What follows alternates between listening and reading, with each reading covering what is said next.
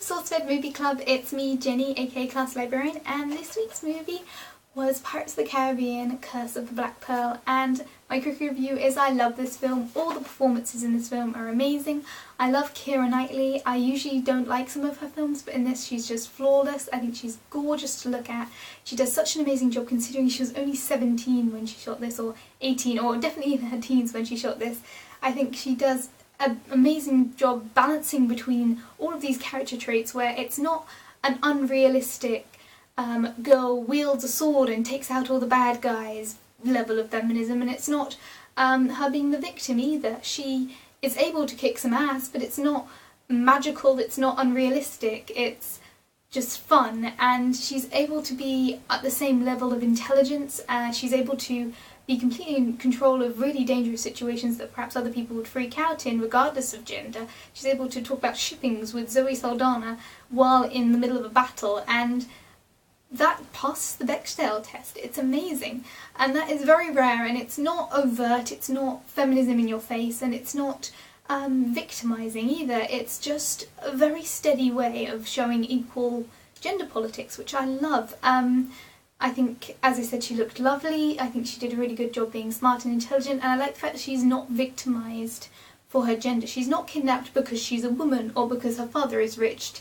She is kidnapped because she has something which the pirates want, and in the end what they actually want is Orlando Bloom. So it's nothing to do with gender, and I love that. She's treated as an equal character, and she works within the boundaries of her gender and within the boundaries of the time it's set in. I think that's so well done.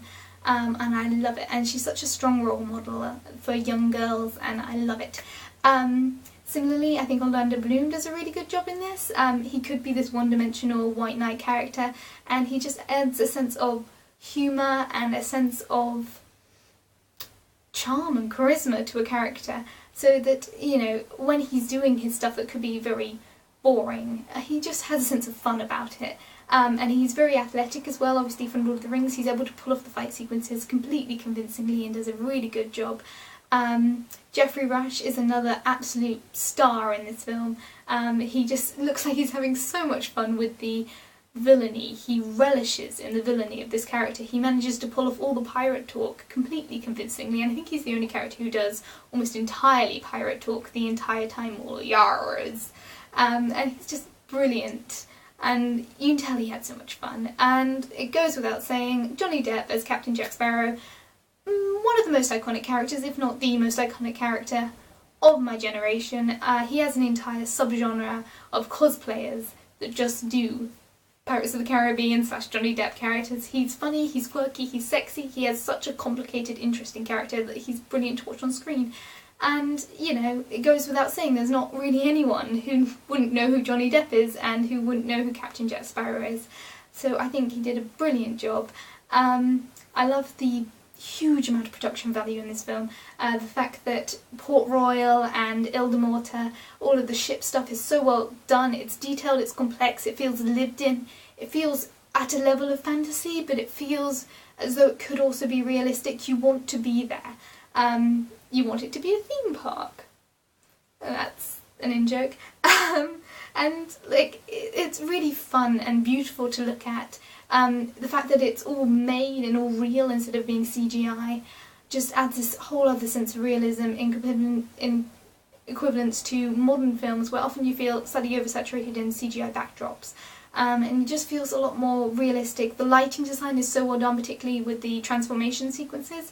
It has to be really crisp in order to get that effect to work, and it's just beautiful. In fact, the walking underwater sequence is one of the best pieces of cinematography in an action film of this genre.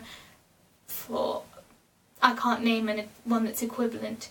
And the animation holds up. It's not as good as perhaps modern day animation for all of the creatures, but it is still really good, and it doesn't distract you from the film. You're not reliant on the realism in order to think, oh well, that's not real, because obviously it's not, but you can get into the fun of it and you can see what's going on and you can see the little details, and it's just wonderful to look at. The production value is just amazing for the animation, the lighting and the sets. The costumes are gorgeous. I love that Keira Knightley's character, you can really see the progression of her character, and all of her costumes are relevant to the plot. They're not just a new pretty outfit for the girl. You can understand why the changes happen. And things like having to take her dress off when she's underwater. It makes sense because the weight of that fabric, the amount of fabric she is wearing and the weight of that soaked in water, it would be impossible to lifeguard her to safety. You need to take off that dress, and it's a nice sort of realistic level of dealing with costumes, and I like it. What else? The music, again, so iconic. The Pirates of the Caribbean theme, the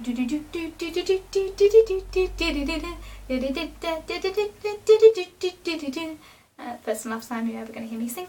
It's just, you can hear that and get happy feelings.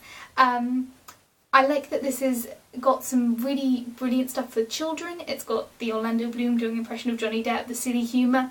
It's very much aimed at children, while there's a lot of very adult subtext, particularly in terms of the apple metaphor, where you understand that there is a risk to Keira Knightley in the long run. There is a long-running threat to, if these pirates do get cured, she is in some danger.